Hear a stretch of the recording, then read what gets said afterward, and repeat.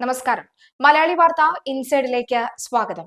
രാഹുൽ മാങ്കൂട്ടത്തിൽ MLA-യുടെ ഒളിജീവിതത്തെ കുറിച്ച് പോലീസ് പറയുന്നതെല്ലാം കള്ളം. MLA-യെ അറസ്റ്റ് ചെയ്യാൻ അവസരമുണ്ടായിട്ടും ചെയ്യാതിരിക്കുന്നത് തദ്ദേശ സ്വയംഭരണ സ്ഥാപനങ്ങളിലേക്ക് തെരഞ്ഞെടുപ്പ് നടക്കുന്ന 9-ന് അറസ്റ്റ് ചെയ്യാൻ വേണ്ടിയാണ്. ഒന്നാം ബലാത്സംഗ കേസിൽ അറസ്റ്റ് ഹൈക്കോടതി തടഞ്ഞപ്പോൾ രണ്ടാമത്തെ കേസ് കുത്തിപ്പൊക്കിയത് 9-ാം തീയതിയിലെ അറസ്റ്റ് നടത്താൻ വേണ്ടിയാണ്. രണ്ടാം ബലാത്സംഗം തിരുവനന്തപുരം കോടതി ഇന്നാണ് കേൾക്കുക. രണ്ടാം കേസിൽ ജില്ലാ കോടതി അറസ്റ്റ് തടഞ്ഞിട്ടുമില്ല. സാഹചര്യം അനുകൂലമായാൽ 9-ാം തീയതി രാവിലെ രാഹുലിനെ കയ്യാമം വയ്ക്കാനാണ് നീക്കം. അങ്ങനെ തദ്ദേശ ഇലക്ഷൻ തൂത്തുവാരാമെന്നാണ് CPM-ന്റെ മോഹം. എന്നാൽ ഇത് CPM-ന്റെ തെറ്റിദ്ധാരണ മാത്രമാണ്. കാരണം രാഹുലിനെ അറസ്റ്റ് ചെയ്താലും ഇല്ലെങ്കിലും ഇടതു പാർട്ടികൾ തോറ്റമ്പും. പാർട്ടി മുട്ടുമടക്കും എന്ന സൂചന ഇതിനോടകം തന്നെ രഹസ്യാന്വേഷണ വിഭാഗം നൽകി കഴിഞ്ഞതായാണ് മനസ്സിലാകുന്നത്. മാങ്കൂട്ടത്തിലിനെ അറസ്റ്റ് ചെയ്യാൻ സർക്കാർ ആഗ്രഹിക്കുന്നില്ല. അറസ്റ്റിനേക്കാൾ ഉപരി വിഷയം സജീവമായി നിലനിർത്താനാണ് പാർട്ടി ആഗ്രഹിക്കുന്നത്. അറസ്റ്റ് ഉണ്ടായാൽ അതോടെ വിഷയം തണുക്കും. മാങ്കൂട്ടത്തിൽ വിഷയത്തിൽ സജീവമായി നിലനിർത്തിയാൽ മാത്രമേ CPM-ന് ഗുണം ചെയ്യുകയുള്ളൂ. ഡിസംബർ 11 കഴിഞ്ഞാൽ CPM-ന് രാഹുലിനുള്ള താല്പര്യം നഷ്ടമാകും. കടകംപള്ളി സുരേന്ദ്രൻ സ്വർണ്ണമോഷണത്തിൽ പ്രതിയാകുമെന്ന് പറഞ്ഞ ദിവസം തന്നെയാണ് രാഹുലിനെതിരായ ആദ്യ ബലാത്സംഗ ആരോപണം ഉയരുന്നത്. കടകംപള്ളിയെ രക്ഷിക്കാൻ വേണ്ടിയുള്ള ശ്രമമാണ് നടക്കുന്നത്. കഴിഞ്ഞ 2 ആഴ്ചയായി രാഹുൽ കേസാണ് ഇലക്ഷൻ നിറഞ്ഞു നിൽക്കുന്നത്. പൊതുജന താല്പര്യമുള്ള വിഷയങ്ങളൊന്നും ചർച്ചയാകാതിരിക്കാൻ CPM ശ്രമിച്ചു. എന്നാൽ ഇക്കുറി CPM-ന് തെറ്റി. സ്വന്തം പാളിച്ചകൾ മറയ്ക്കുന്നതിന് വേണ്ടിയാണ് രാഹുൽ വിഷയം ഉയർത്തിക്കൊണ്ടുവന്നത് എന്ന് ജനങ്ങൾക്ക് മനസ്സിലായി കഴിഞ്ഞു. ജനങ്ങൾക്ക് നൽകിയ ക്ഷേമ പെൻഷൻ പോലും പ്രചരിപ്പിക്കാൻ അവർക്ക് കഴിഞ്ഞില്ല. അവരെല്ലാം രാഹുലിന് പിന്നാലെ നീങ്ങി. ഇത് പതിയെ പതിയെ രാഹുലിന് അനുകൂലമായി മാറി. പണ്ട് നെയ്യാറ്റിൻകര ഉപതെരഞ്ഞെടുപ്പ് നടന്ന ദിവസം VSTP-യുടെ വിധവയായ KK രമയെ കാണാൻ പോയതുപോലെ രാഹുലിനെ ഇലക്ഷൻ ദിവസം പിടിക്കാമെന്ന സ്വപ്നത്തിലാണ് പിണറായി. ലൈംഗിക പീഡന കേസിൽ ഉൾപ്പെട്ട രാഹുൽ മാങ്കൂട്ടത്തിൽ MLA-യെ ഒളിവിൽ പോയി 10 ദിവസം കഴിഞ്ഞിട്ടും പോലീസിനെ പിടികൂടാൻ കഴിഞ്ഞില്ല. തദ്ദേശ തെരഞ്ഞെടുപ്പിന് ഒരു ദിവസം മാത്രം ശേഷിക്കെ രാഷ്ട്രീയ നേട്ടത്തിനായാണോ അറസ്റ്റ് വൈകുന്നത് എന്ന ചോദ്യവും ഉയരുന്നു. ബാംഗ്ലൂരിൽ ഉന്നത ബന്ധങ്ങളുടെ മറവിൽ ഒളിവിൽ കഴിയുന്നതായി സംശയിക്കുന്ന രാഹുലിനെ പോലീസ് തൊടാത്തതാണ്. നവംബർ 27-നാണ് രാഹുലിനെതിരെ യുവതി മുഖ്യമന്ത്രിക്ക് പരാതി നൽകിയത്. പരാതി പോലീസിന് കൈമാറിയതോടുകൂടി തെരഞ്ഞെടുപ്പ് പ്രചാരണ രംഗത്തായിരുന്ന രാഹുൽ ഒളിവിൽ പോയി. രാഹുൽ എവിടെയാണെന്ന് കണ്ടെത്തിയിട്ടും പിടികൂടാൻ പോലീസിന് കഴിഞ്ഞില്ല. ഒരു വട്ടമല്ല, പലവട്ടം. കാരണം കർണാടക ഫാക്ടർ ആണെന്നാണ് സേനയിലെ സംസാരം. കർണാടകയിലെ രാഷ്ട്രീയ നേതൃത്വത്തിന്റെയും അധികൃതരുടെയും സംരക്ഷണ വലയം ഭേദിച്ച് അകത്തുകടക്കാൻ പോലീസിന് കഴിഞ്ഞില്ല. കേരള പോലീസ് അതിർത്തിയിലെത്തിയപ്പോൾ ആ വിവരം രാഹുലിലെത്തി. അടുത്ത ലൊക്കേഷനിലേക്ക് രാഹുൽ പോയി. കൃത്യമായ പ്ലാനിങ്ങിലാണ് രാഹുൽ നീങ്ങുന്നത് എന്ന് അന്വേഷണ സംഘം പറയുന്നു. എന്നാൽ ഒളിവു കേന്ദ്രങ്ങളെല്ലാം പോലീസിന് അറിയാം.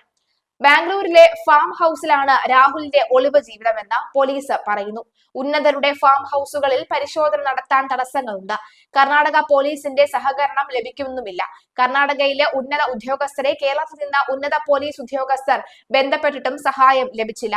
10ഓളം ഒളിത്താവളങ്ങൾ രാഹുൽ ഇതിനോടകം തന്നെ മാറി മാറി താമസിച്ചു എന്നാണ് പോലീസിന് ലഭിക്കുന്ന വിവരം. ഒരിക്കൽ പോലീസ് ഒരിടത്ത് എത്തുന്നതിന് തൊട്ടു മുമ്പാണ് രാഹുൽ കടന്നു കളഞ്ഞത്. പോലീസിൽ നിന്ന് വിവരങ്ങൾ ചോരുന്നതായി സംശയിക്കാൻ ഇതാണ് കാരണം. അന്വേഷണ സംഘം ഇന്നലെ ബാംഗ്ലൂരിൽ നിന്ന് മടങ്ങി. രാഹുൽ മാങ്കൂട്ടത്തിൽ MLA-യെ പോലീസിന്റെ പിടിയിൽപ്പെടാതെ ഒളിപ്പിക്കുന്നത് കോൺഗ്രസിന്റെ ഉന്നത നേതാക്കളുടെ അറിവോടെ എന്ന സംശയത്തിലാണ് പോലീസ്. രാഹുൽ കർണാടകയിൽ ഉണ്ടെന്നും ബാംഗ്ലൂരിൽ രാഷ്ട്രീയ റിയൽ എസ്റ്റേറ്റ് മാഫിയയുമായുള്ള അടുത്ത ബന്ധമുള്ള മലയാളി അഭിഭാഷകയാണ് വേണ്ട സൗകര്യങ്ങളെല്ലാം ചെയ്തു കൊടുക്കുന്നത് എന്നുമാണ് റിപ്പോർട്ട്. ഇക്കാര്യം നേരത്തെ തന്നെ പുറത്തു വന്നിരുന്നു. പോലീസിന്റെ നീക്കങ്ങളും ഇവർക്ക് ചോർന്ന് കിട്ടിയിട്ടുണ്ട്. ഗുണ്ടാ സംഘങ്ങളുടെ ഉൾപ്പെടെ വൻ നിരീക്ഷണ സംവിധാനങ്ങളുള്ള വലിയ ഫാം ഹൗസുകളിലും രാജകീയ സൗകര്യങ്ങളുള്ള റിസോർട്ടുകളിലുമാണ് രാഹുൽ ഒളിവിൽ കഴിഞ്ഞത് എന്നാണ് റിപ്പോർട്ടുകൾ. ഇതിൽ പലയിടങ്ങളിലും പോലീസിന് കടക്കുക എളുപ്പമല്ല. കടന്നാൽ തന്നെ ഏക്കർ കണക്കിന് വിസ്താരമുള്ള ഇവിടങ്ങളിൽ പരിശോധന നടത്തുകയും ബുദ്ധിമുട്ടാണ്. ഇത് മുതലാക്കിയാണ് രാഹുൽ രക്ഷപ്പെടുന്നത്. ഏതാനും മണിക്കൂറുകൾ മാത്രമാണ് ഒളിയിടങ്ങളിൽ രാഹുൽ തങ്ങുക. നീക്കം പോലീസ് മനസ്സിലാക്കിയെന്ന് വ്യക്തമായാൽ ഉടൻ തന്നെ പുതിയ സങ്കേതത്തേക്ക് മാറുകയാണ് പതിവ്. മുൻകൂട്ടി തയ്യാറാക്കിയ മാസ്റ്റർ പ്ലാൻ അനുസരിച്ചാണ് രാഹുലിനെ ഒളിപ്പിക്കുന്നത് എന്നും റിപ്പോർട്ടുണ്ട്. യുവതി മുഖ്യമന്ത്രിക്ക് കൈമാറിയ സമയത്ത് തന്നെ ഇതിനുവേണ്ട മുന്നൊരുക്കങ്ങൾ നടന്നിരുന്നു. കോൺഗ്രസിലെ ചില ഉന്നത നേതാക്കളുടെ അറിവോടെ ആയിരുന്നു ഇതെന്നാണ് സ്ഥിരീകരിക്കാത്ത റിപ്പോർട്ടുകൾ. ഇത് വ്യക്തമാക്കുന്ന തരത്തിലായിരുന്നു എറണാകുളത്തെ പത്രസമ്മേളനത്തിൽ മുഖ്യമന്ത്രി പറഞ്ഞത്. രാഹുൽ മാങ്കൂട്ടം എവിടെയാണ് എന്ന് കോൺഗ്രസുകാർ പറഞ്ഞാൽ അയാളെ പിടിക്കാം. പ്രതിയെ സംരക്ഷിക്കാൻ സംരക്ഷിക്കുന്ന നയമാണ് ചിലരുടേത്. അയാൾ ചെന്ന സ്ഥലങ്ങളെക്കുറിച്ചുള്ള ചില അഭ്യൂഹങ്ങൾ ഉയരുന്നു എന്ന് മനസാക്ഷിയെ ഞെട്ടിക്കുന്ന വൈകൃതമാണ് രാഹുലിന്റെ കേസിൽ ഉണ്ടായത് എന്നും പറയുന്നു. ആരോപണമുണ്ടായപ്പോൾ മാറ്റി നിർത്തേണ്ടതിന് പകരം സംരക്ഷിക്കുന്ന നയം കോൺഗ്രസിനെ പോലെ പാരമ്പര്യമുള്ള പാർട്ടിക്ക് യോജിച്ചതല്ല എന്നായിരുന്നു മുഖ്യമന്ത്രി പറഞ്ഞത്. അതിനിടെ ആദ്യത്തെ കേസിൽ ഹൈക്കോടതി അറസ്റ്റ് തടഞ്ഞതോടെ രണ്ടാമത്തെ കേസിലും രാഹുൽ മുൻകൂർ ജാമ്യ ഹർജി നൽകി. അതിവേഗ നീക്കത്തിലൂടെ നൽകിയ ഹർജി ഇന്നലെ തന്നെ പരിഗണനയിലെടുക്കണമെന്നാണ് രാഹുൽ ആവശ്യപ്പെട്ടിരിക്കുന്നത്. ആദ്യത്തെ കേസിൽ യുവതിയെ ബലാത്സംഗം ചെയ്യുകയും ഭീഷണിപ്പെടുത്തി ഗർഭചിത്രം നടത്തുകയും ചെയ്തെന്ന പരാതിയിൽ രാഹുൽ മാങ്കൂട്ടത്തിൽ MLAക്ക് ജില്ലാ കോടതി ജാമ്യം നൽകിയില്ല. രാഹുൽ സമർപ്പിച്ച മുൻകൂർ ജാമ്യ ഹർജി കോടതി തള്ളി. അറസ്റ്റ് തടയണമെന്ന രാഹുലിന്റെ ഹർജിയും കോടതി തള്ളി. ഇതോടെ രാഹുലിനെ അറസ്റ്റ് ചെയ്യാനുള്ള തടസ്സങ്ങളെല്ലാം നീങ്ങുകയായിരിക്കുകയാണ്. പ്രോസിക്യൂഷൻ ഹാജരാക്കിയ പുതിയ തെളിവുകൾ കൂടി പരിശോധിച്ച ശേഷമാണ് പ്രിൻസിപ്പൽ സെഷൻസ് കോടതി ജഡ്ജി S. നസീറ വിധി പ്രഖ്യാപിച്ചത്. ഗർഭചിത്രത്തിന് നിർബന്ധിച്ചതിന് പ്രഥമദൃഷ്ടിയ തെളിവുകൾ ഉണ്ടെന്നും രാഹുലിനെതിരായ ആരോപണങ്ങൾ അതീവ ഗുരുതരമാണെന്നും ജാമ്യ ഹർജി തള്ളിയത് കുറ്റകൃത്യത്തിന്റെ തീവ്രത കൂടി പരിഗണിച്ചാണെന്നും കോടതി വിധിന്യായത്തിൽ പറഞ്ഞു. ഇതിലാണ് രാഹുൽ മാങ്കൂട്ടത്തിൽ ഹൈക്കോടതിയെ സമീപിച്ച് മുൻകൂർ ജാമ്യം തേടിയത്. ജില്ലാ കോടതി ജാമ്യം നിഷേധിച്ചതിനു പിന്നാലെ രാഹുൽ മാങ്കൂട്ടത്തിൽ MLA കോൺഗ്രസിൽ നിന്ന് പുറത്താക്കി. രാഹുലിനെതിരെ പുതുതായി രജിസ്റ്റർ ചെയ്ത ബലാത്സംഗ കേസിന്റെ FIR-ഉം പ്രോസിക്യൂഷൻ കോടതിയിൽ കഴിഞ്ഞ ദിവസം ഹാജരാക്കിയിരുന്നു. രാഹുൽ സ്ഥിരമായി ഇത്തരത്തിലുള്ള കുറ്റകൃത്യം ചെയ്യുന്ന ആളാണെന്നും ജാമ്യം നൽകുന്നത് കേസിന്റെ തുടർ നടപടികളെ ബാധിക്കുമെന്നും പ്രോസിക്യൂഷൻ വാദിച്ചു. ബലാത്സംഗവും ഗർഭചിത്രവും നടന്നുവെന്ന് സ്ഥാപിക്കുന്ന ഡോക്ടറുടെ മൊഴി സഹിതമുള്ള രേഖ പ്രോസിക്യൂഷൻ കോടതിയിൽ ഹാജരാക്കി.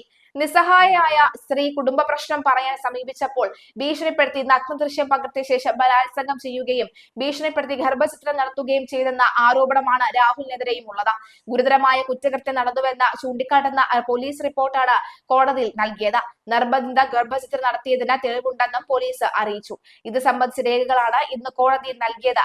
യുവതിയുടെ കേസിൽ ഉഭയസമ്മത പ്രകാരമായിരുന്നു ശരീരബന്ധം എന്ന രാഹുലിന്റെ വാദം ഖണ്ഡിക്കാനാണ് വിവാഹ വാഗ്ദാനം നൽകി 23-കാരിയെ പീഡിപ്പിച്ചുവെന്ന കേസിലെ FIR കൂടി പ്രോസിക്യൂഷൻ ഹാജരാക്കിയത്. പരാതിക്കാരിയായ യുവതിയുടെ വീട്ടിലെത്തിയ രാഹുൽ ആത്മഹത്യാ ഭീഷണി മുഴക്കിയതായിരുന്നു പ്രോസിക്യൂഷൻ കോടതിയെ അറിയിച്ചിരുന്നത്. ഗർഭചിത്രത്തിന് സമ്മതം ചെലുത്തിയായിരുന്നു ഭീഷണിയെന്നും ഫ്ളാറ്റിൽ നിന്ന് ചാടുമെന്നും പറഞ്ഞുവെന്നാണ് പ്രോസിക്യൂഷൻ വ്യക്തമാക്കുന്നത്. അതേസമയം രണ്ടാമത്തെ കേസും കെട്ടിച്ചമച്ചതാണ് എന്ന് പ്രതിഭാഗം കോടതിയിൽ ആരോപിച്ചു. കഴിഞ്ഞ ദിവസം ആരോ മെയിലിൽ അയച്ച പരാതിയുടെ അടിസ്ഥാനത്തിൽ തട്ടിക്കൂട്ടിയതാണ് പുതിയ കേസ് എന്നായിരുന്നു പ്രതിഭാഗം പറഞ്ഞത്.